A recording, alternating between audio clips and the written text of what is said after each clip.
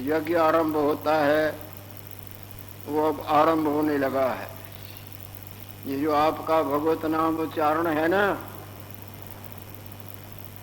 जिस तरह ना हवन कुंड में साकल छोड़ी जाती है, आहुति दी जाती है, इसी तरह यहाँ वैकुंठ में आप भगवत नाम उच्चारण रूपी आहुति डाल रहे हैं। ये महामंगल रूप है। अभी इनका पता नहीं लगता है, समय पर पता लगेगा, जब जो लाभ प्रसन्नता होगी वो आपका जी ही जानेगा। भले ही आप और जगह भी कीर्तन में सम्मिलित होंगे, कीर्तन करें, पर आप एक आजमा के देखें कि यहाँ जो आपको आनंद आएगा वहाँ जल्दी नहीं आएगा। क्योंकि यहाँ उन्हीं के स्मरण, शुभ कर्म, सत्संग, भजन का ही कार्यक्रम चलता है। तो यहाँ के परमाणु बड़े निर्मल हो जाते हैं। जैसे ही बैठो थोड़ी जगह में भगत झूमने लगेंगे, देवी झूमने लगेंगी, और न लगने वाले का मन भी लगने लगेगा। ये आप भले आजमा के देखें। ऐसा आनंद दूसरी जगह जल्दी नहीं आता है जैसा यहाँ भगवत सिमरन और सत्संग में आनंद का अनुभव प्राप्त होता है। मैं बड़ाई से नहीं बल्कि यथार्थताई के भाव से बोलता हूँ।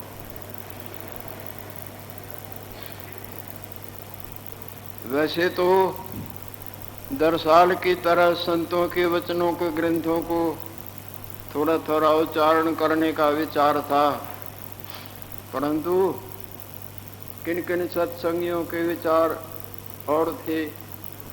किसी का कहना था कि हमें गार्गी देवी का प्रसंग सुनाओ, याज्ञवल्क्य मुनीश्वर जी महाराज का।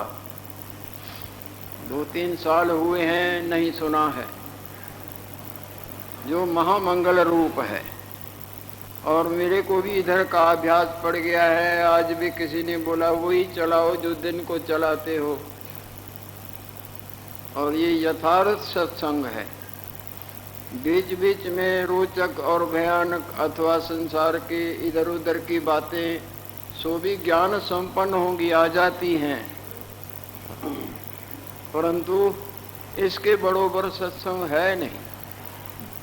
जैसे आप सत्संग में आए हैं, छुटपन में हम भी जाते थे और गुरु के पास भी बरसों रहे हैं।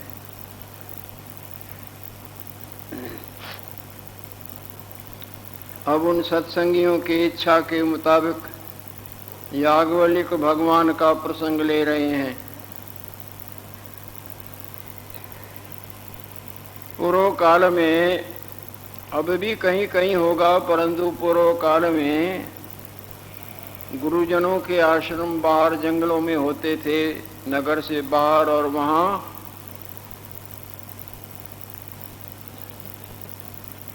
कई कई अधिकारी अपने बच्चों को योग्य बनाने के लिए वहाँ भेजते थे, जिस तरह यहाँ पाठशाला में पढ़ने को भेजते हैं।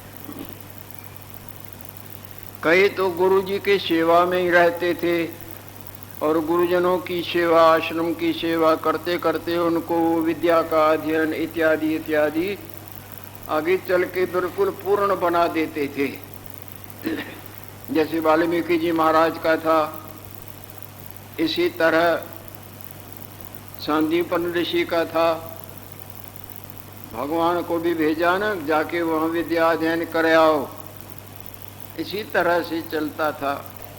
तो याज्ञवल्क्य जी महाराज जो अभी बालक थे, उनके बड़ों ने, या कहो भावी बड़ी प्रबल होती है, जो तीव्र होनहार होती है, वो भी बड़ा चमत्कार दिखाती है। उसको आगे चल के संसार में भगवान सूर्य नारायण की तरह चमकना था। उसको किसी योगी महान आत्मा के आश्रम में भेज दिया गया कि जाके वहाँ विद्या अध्ययन करो और गुरुजनों से सब तरह के सभ्यता योग्यता का ज्ञान प्राप्त करो।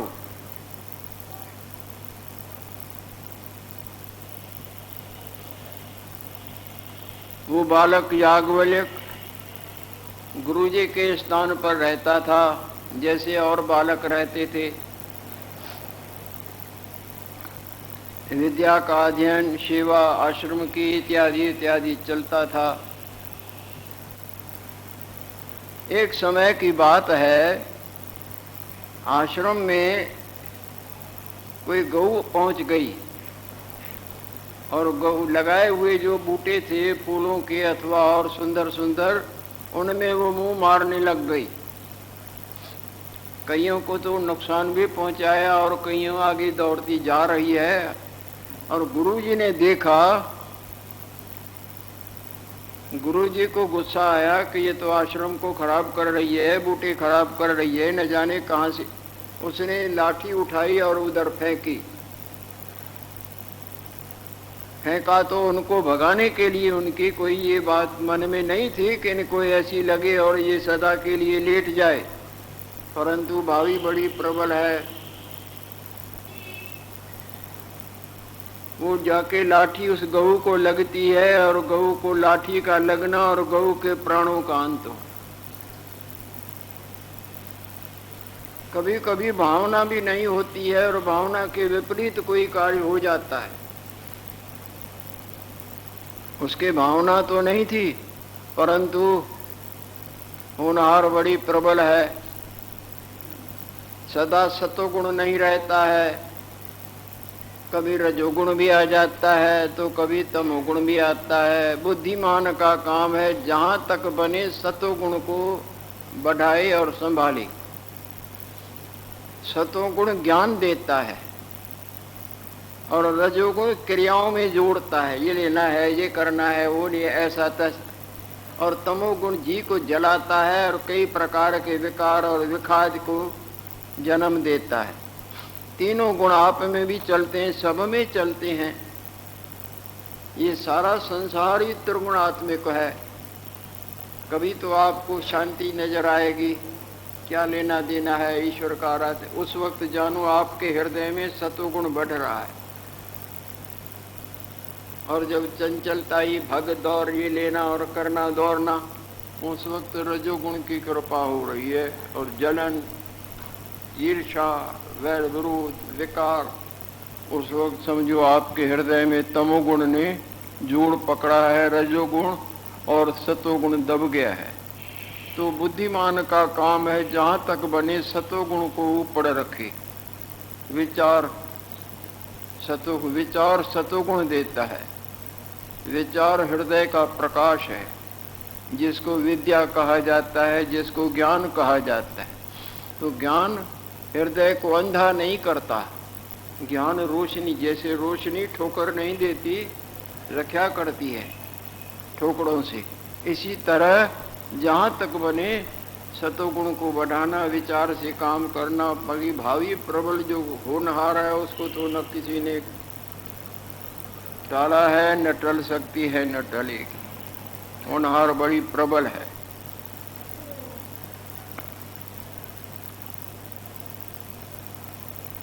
भगवती जगत की माता,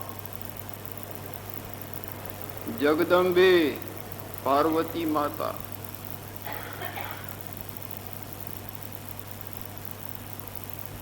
जो सब प्रकार समर्थ और सपने में भी देवादिदेव महादेव के वचन का उल्लंघन न कर सके। जागृत तो छोड़ो, परंतु भावी बड़ी प्रबल है। जो तीव्र भावी के भाव हैं न, वो न मिटे, न मिट सकती हैं, न मिटे। अवश्यम भावी भावानाम प्रतिकारो भवेत यदा तदा दुखेर नल्पेर नल राम युधिष्ठिरा। शास्त्रों में आता है, अवश्य जो भावी के भाव, तीव्र जो होनहार है, यदि वो मिट सकती होती तो भगवान राम वन को न जाते। भावी थी, इस तरह से वनवास जाना, सीता का हरण और साथ साथ में रावण का मरण और रामायण का जहाज बनना, जिस जहाज में जन समुदाय बैठ के पार जाए। अगर भावी के भाव मिटते, महाराज नल नरवर के राजा, महान धर्मात्मा और देवी दमयंती अति पतिव्रता, उनको इतने दुख देखने पड़े हैं जिनका प्रसंग सुनाएंगे तो अश्रुपात होने लगेंगे। अभी तो दिन है, जैसे जैसे भगवती बुलवाती जाएगी सरस्वती देवी वैसे बोल निकलेंगे। बड़े बड़े कष्ट उन्होंने देखे। अगर मिटते तो उनकी ये दशा न होती। अगर भावी के भाव मिटते तो धर्मपुत्र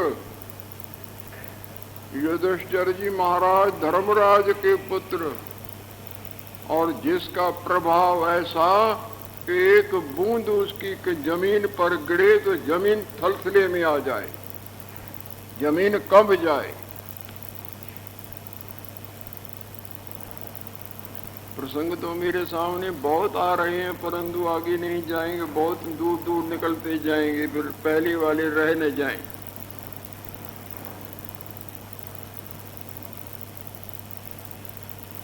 और अजात शत्रु महाभारत के युद्ध में इतनी भयंकर युद्ध हुई है, पर उसका संसार में कोई दुश्मन नहीं। दुर्योधन ने कह दिया था सबको मार सकते हो पर युधिष्ठिर को कोई न मारे, याद रख देना,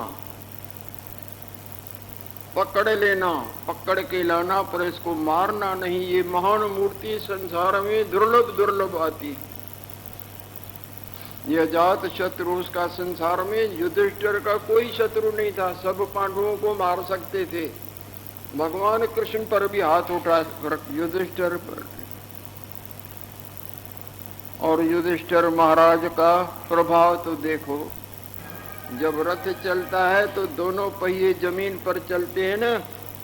युधिष्ठिर महाराज का रथ जो चले तो जमीन से 2 अंगुल ऊपर पहिया चले, जमीन से नहीं छूता था, इतना तो महान धर्मात्मा था। और भगवान कृष्ण भी उसको प्रणाम करते थे। क्यों? कि वो आयु में बड़े थे। छोटों का काम होता है बड़ों के आगे नमन करना इत्यादि, उनका महाप्रभाव था। परंतु भावी बड़ी प्रबल कि उनको वर्षों वनों में दुख देखना पड़ा, और सामने देख रहे हैं उनके पत्नी का बुरी तरह अनादर होता है, परंतु धर्म के पाशों से बंधा हुआ जल रहा है। वचनबद्धता के, सत्य के बंधन में, धर्म के बंधन में वो बंधा हुआ कुछ बोल नहीं सकता, नहीं तो एक शब्द बोले तो थलथला मचा दे। इतनी तो महान मूर्ति है जिसकी बूंद जमीन पर गिरे तो जमीन कंब जाए, थरथला मच जाए, भूकंप आ जाए। विराटनगर में जब उसको ढारा मारा है तो रोक दिया है, अगर वो रुकता नहीं तो वहां जमीन कंब जाती। मतलब कहने का कि भावी बड़ी प्रबल है। गुरु ने लाठी गऊ को भगाने के लिए फेंकी, पर लाठी लग गई गऊ को ऐसी जगह पर जो गऊ वहां लेट गई। विद्वान था, वो जानता है कि गलत कर्म का परिणाम आज नहीं तो कल दुख रूप निकलेगा ही। तभी संत सावधान करते हैं, नर अचेत पापते डरड़े हो भूले हुए मानव। तुम जिसको सुख रूप समझते हो अमृत ये जहर है। पाप जिसको तुम छिपा के ग्रहण करते हो ना, ये पिंड नहीं छोड़ेगा। आज नहीं तो कल ये अंकुर निकलेगा और इसका फल तुमको। इनसे डरो। गलत गलत है। ये जो देखो हाहाकार मचा हुआ है, कई दुखों से प्राणी घिरे हुए हैं, पर मिलावट करेंगे, रिश्वत खाएंगे, झूठ बोलेंगे, दूसरों को दबाएंगे, सताएंगे, कई गलत कर्म करते हैं। तो हाहाकार न होगा तो क्या होगा? अकाल पड़ेगा, महंगवारी होगी, चोर डाकू या बरसात या अग्नि, कई प्रकार के रूप दर दरा के भुगतान तो तुम नहीं करना है ना। नर मन मेरे, संत अपने मन को समझाते हैं, मन मेरे भूले कपट न कीजे। हे मन, भूल के भी छल नहीं करना, गलत कर्म को नहीं अपनाना।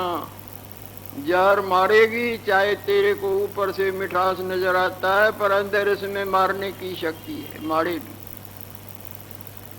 अंत नबेरा तेरे जिये पढ़ लीजिए, आखिर तेरे को इसका बदला भुगतान करना पड़ेगा, आज नहीं तो कल, कल नहीं तो परसों। गलत कर्म रावण ने किया, 1 लख पूत 1.25 लाख नाती, 30 रावण घर दीवा न बाती। गलत दुर्योधन चला, धर्मात्मा पांडवों को जल जल के दुख ही देता रहा। चाहे शक्ति बड़ी थी, भीष्म पितामह, मृत्यु सबको मारती है, पर मृत्यु भी उसको न मार सके जब तक वो न चाहे। ऐसी तो महान शक्ति उसके साथ है। और द्रोणाचार्य जैसे महावीर धनुष बाण सांधे खड़े हो तो कौन उसका सामना कर सकता है? इसी तरह कर्ण, इसी तरह अश्वत्थामा जो आज तक जिंदे हैं, कृपाचार्य। और सेना देखो, अथा पांडवों की सेना कितनी, 7 अक्षौणी कहाँ और 11 अक्षौणी कहाँ, और महाबाह बलवान कहाँ, और साधारण एक अर्जुन और भीम क्या करेगा? परंतु धर्म की जय होती है। रोजानो देखता था दुर्योधन, मेरे 7 भाई मरे आज, 13 मरे आज, 9 मरे आज, इस तरह आखिरी 100 भाई उससे चौपट हो गया ना। 14 योजन जाको छत्र झूलत है, और आखिरी में गीज पक्षी उसके मांस को नोच नोच के खाते हैं, देही गिज्जन खाई। तो पाप नहीं छोड़ता है। गलत कर्म से सदा सावधान रहना, जहाँ तक बने शुभ में वर्तना और ईश्वर आराधन करना। ईश्वर महाशक्ति है जिसका वाणी ये वर्णन नहीं कर सकती। भगवान के शक्ति का सारा ब्रह्मांड जो वर्णन करे तो तिल भर वर्णन नहीं कर सकता, एक तिल भर भी।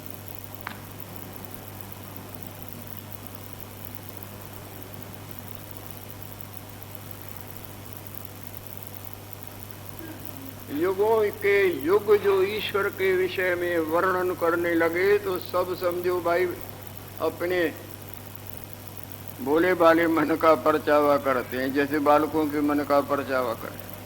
ईश्वर ईश्वर है। ईश्वर वास्तव में देखें तो ईश्वर के सिवा कुछ है भी नहीं। जाग के देखें तो जागृत के सिवा और कुछ होता है? सारे समुद्र में लहरें बुदबुदे झाग चक्र दिखते हैं, हवा को बंद करके देखें कि पानी के सिवा कुछ है भी? इसी तरह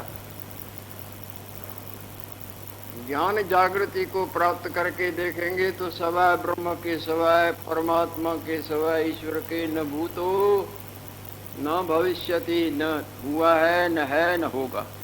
एकमेवाद्वितीय ब्रह्म न नानास्ति किंचन। एक ब्रह्म परमात्मा ही सदा सदा सदा अपने आप में ज्यों के त्यों स्थित हैं।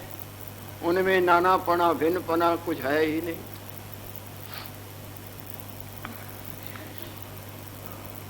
गऊ के प्राणांत हो गए,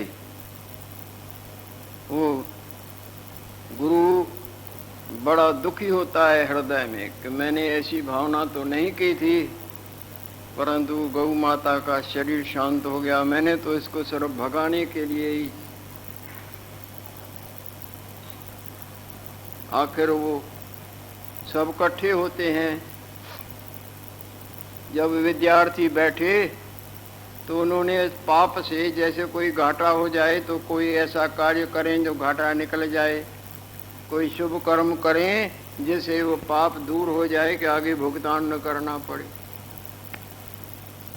गायत्री माता का अनुष्ठान उसने सोचा। गायत्री माता, जैसे माता मेले को उज्जवल करती है, इसी तरह गायत्री माता हृदय को निर्मल करती है। जब हृदय निर्मल होगा तो आपको ज्ञान का प्रकाश होगा, तब ज्ञान चमक दिखाएगा। जैसे वस्त्र से मैल जब निवृत्त हो जाती है तब रंग दमक दिखाता है ना।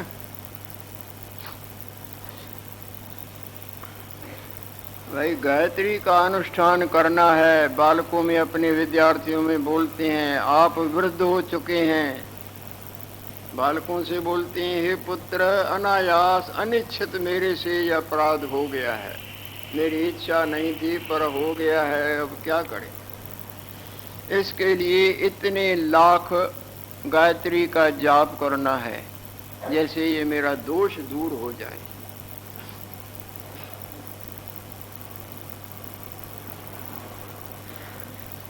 तो मैं तो वृद्ध हो चुका हूँ, मेरे से इतना भार नहीं उठाया जाएगा।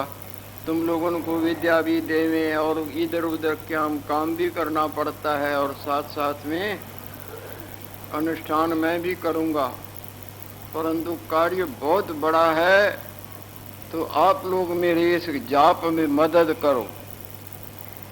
सब बच्चों से बोल रहे हैं, अपने जैसे कोई काम करना हो अपने सब शेखों प्रेमियों से बोले भाई। तो याज्ञवल्क्य भी वहां विद्यार्थी था। वो उठ खड़ा होता है, गुरुदेव के आगे हाथ बांधता है, गुरुदेव आप कोई चिंता न करो, आप भी कष्ट न करो, आप हम सबों को विद्या दो और जो आपका कार्य है करो। चाहे कितना भी बड़ा है, चाहे रात चाहे दिन, मैं बिल्कुल लग के आपके इस भार हल्का कर दूंगा। ये सारा भार मैं उठाता हूं आपका, चाहे करोड़ों जाप करना पड़ेगा मेरे पर है। मैं रात दिन लग लगा के आपके इस दोष की बिल्कुल निवृत्ति कर दूंगा, गायत्री माता को राजी कर दूंगा। ये सारा अनुष्ठान मैं करूंगा। गुरु को खुश होना चाहिए ना, परंतु भावी बड़ी प्रबल है। खुश होने के बजाय गुरु को क्रोध आ गया।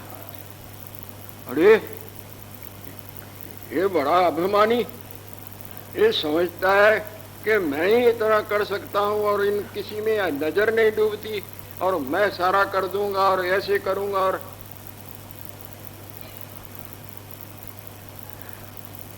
गुरु को उल्टा गुस्सा आया।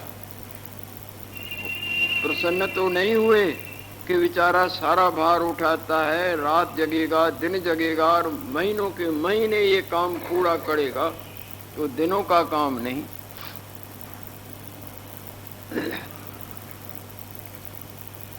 गुस्से में आके उल्टा उसका अनादर करते हैं। अभिमानी, नीच, मूर्ख, अपने बरोबर किसी को नहीं समझता, अपने को ही सबसे बड़ा पुरुषार्थी आ गया है, ये मैं कर।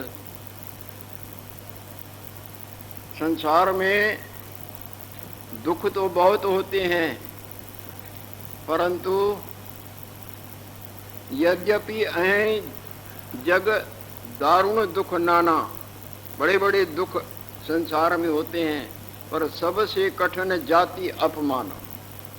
जात में जो अपमान करना, उनका किसी का बिल्कुल अनादर करना, वो हृदय को काटता है।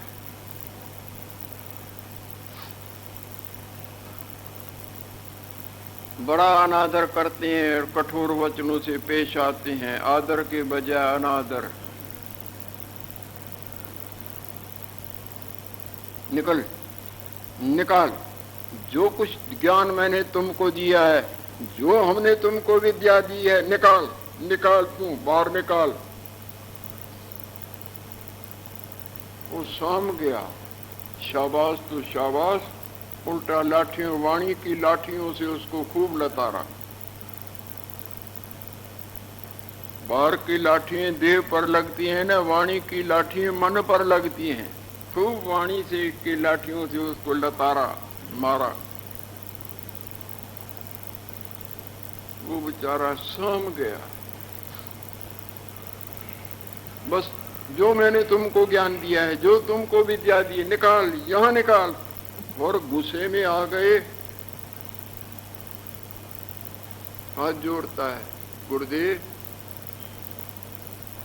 निकालता हूं। गले में अंगुली डालता है और वेद मंत्रों का उच्चारण करता है। विद्वान बालक था, उच्चारण करके जो विद्या है, जो ज्ञान मैंने लिया है, जो लिया है, अभी निकलो, अभी उल्टे ये करके उल्टी कर दी। सारी जो भी ज्ञान गुरु से सीखा था वो उल्टी के रूप में बाहर निकाल दिया, क्योंकि गुरु ने इस तरह कुपित होकर बड़े बड़े अनादर के शब्द और सबों में बेइज्जत कर दिया।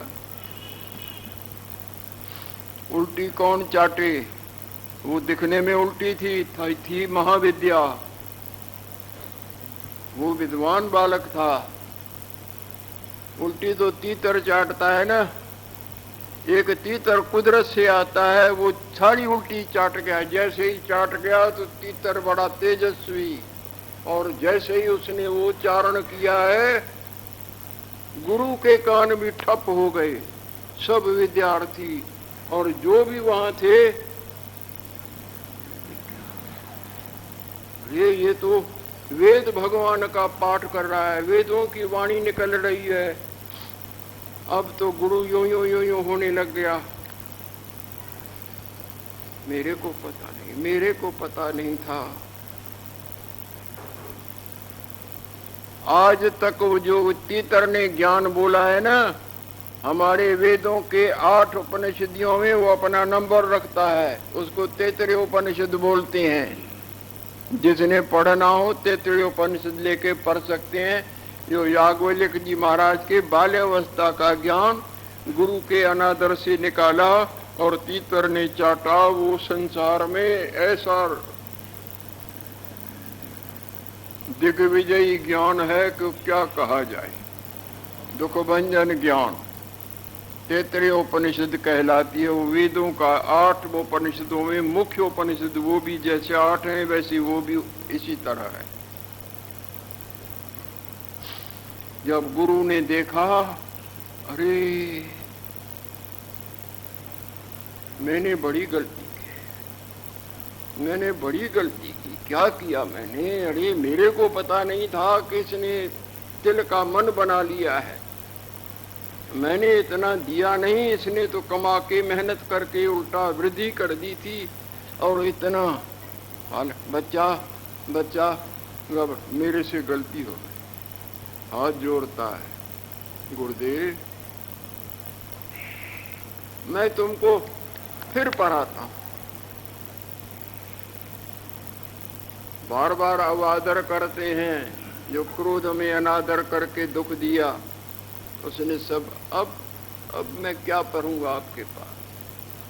मैंने तो न जाने कितना रात दिन महीने जग जगा के आपके दोष दूर करने के लिए गायत्री माता को राजी करना था, परंतु बदले में मेरे पर उल्टा ये चट्टान पड़ गई, जो मेरी बड़ी मेहनत की कमाई मेरे से छीन ली गई।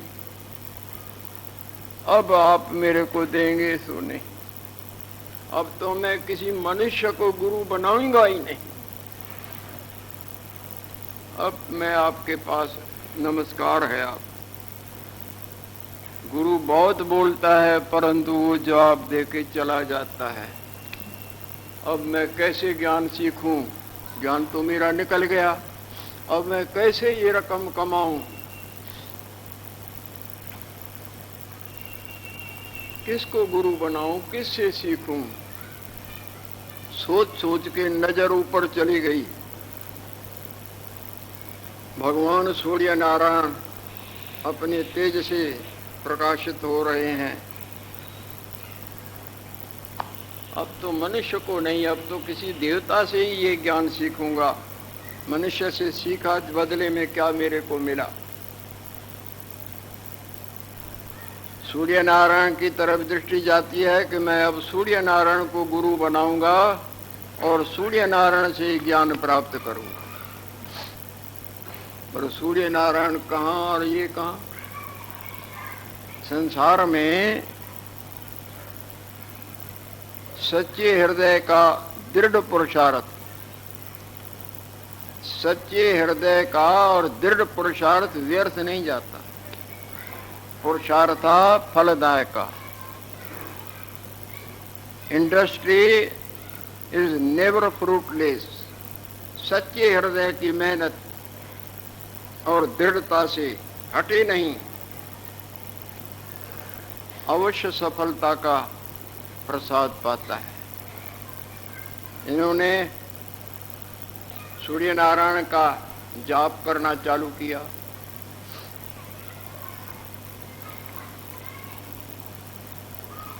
कितने दफा भगवान सूर्य नारायण पृथ्वी पर आए हैं?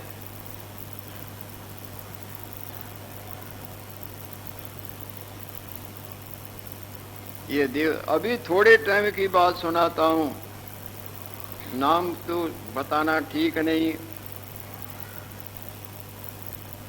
किसी की लड़की गुजर गई थी, किसी कारण से, शादीशुदा थी।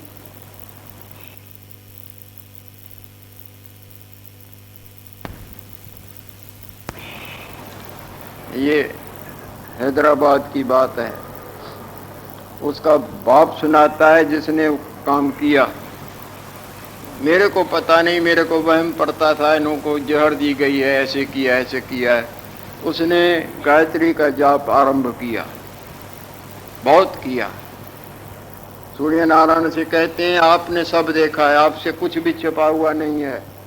आप सदा चक्कर देते रहते हैं, आपसे क्या छिपा हुआ है, आप मेरे को बताओ। ये मेरी लड़की का क्या हुआ, किसने इसको मारा? बहुत जाप किया। बोले इस तरह से वो लड़की ही आके मेरे को बताती है कि पिताजी मैंने ऐसे ऐसे था, मेरे को दूसरे ने नहीं, इस कारण से मैंने अपने आप को मारा था। सूर्य नारायण की तरफ पांडव जब वन को निकले थे, 5 तो आपस में थे और धूम ऋषि जी गुरु उनके साथ में थे, द्रौपदी थी और कई संत महात्मा और आए गए उनके पास आ जाते थे। कब तक कितना कुछ वनों से फल तोड़ तोड़ के लाएंगे, कहाँ से लाएं? 13 वर्ष 12 छिप गए वन में, 13वां छिप के, तो वनों में रोज का ये आहार इस मांगता है, कहाँ से आवे? सबका आदर भी करना, अपने भी गुजारा। उसके गुरु ने उनको अनुष्ठान दिया सूर्य नारायण का, खूब सूर्य नारायण का युधिष्ठिर जी महाराज ने अनुष्ठान पूरा किया। भगवान सूर्य नारायण पहुंच गए। पुत्र क्या चाहते हो? याद किया है बहुत।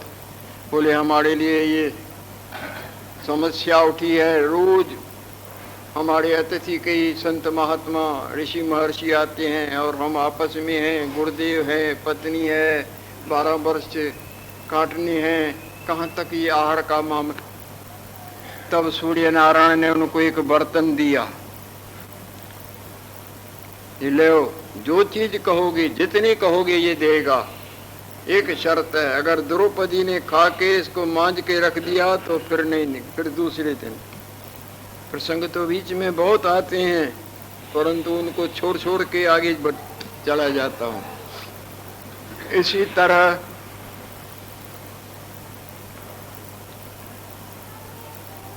दुर्वासा ने का मंत्र जब कुंती बालिका ने उच्चारण किया था, तब भी सूर्य नारायण आ गए थे ना। वो घबराती थी, बोले घबराओ नहीं, हमारे आना व्यर्थ नहीं जाता है। तुमको लड़का होगा। ओहो, मैं तो संसार में क्या मुंह दिखाऊंगी? बोले कान से होगा, तुम कन्या की कन्या रहोगी, जिसका नाम कर्णपरा। लंबे में नहीं जाते। इसी तरह ये याज्ञवल्क्य जी महाराज तप रूपी गंगा में नहा रहे हैं। तपस्या का क्या चमत्कार हो, इस सच्चाई से हो भी बहुत। वो तप के गंगा में नहा के नहाता है। सूर्य नारायण के लिए दिन क्या रात क्या, आराधन पर आराधन, जाप पर जाप, ध्यान पर ध्यान, प्रार्थना पर सब भूल गया। एकाग्र मन से भगवान सूर्य नारायण की आराधन में। भाई,